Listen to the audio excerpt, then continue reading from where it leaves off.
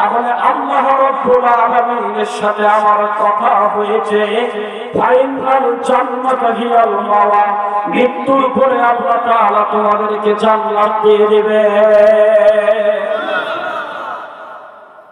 মুসলমানের শান্তি কোথায়? একমাত্র কোরআনেই শান্তি। আর অন্য কোন তন্ত্র মন্ত্র, মানব রচিত কোন পথ মত মুসলমানের তথা পৃথিবীর কোন মানুষের জন্য নিরাপদ নয়।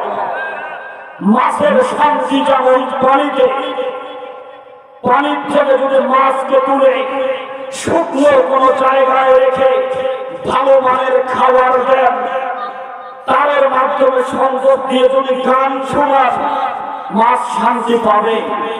তেমনি মানুষকে, পৃথিবীর মানুষকে শান্তি দিতে হলে একমাত্র কোরআনে মানুষের শান্তি, সকল মানুষের নিরাপত্তা নিশ্চিত করতে পারে, ব্যতীত আর কোন পথ মানুষের জন্য শান্তি নিরাপত্তা দিতে পারে না।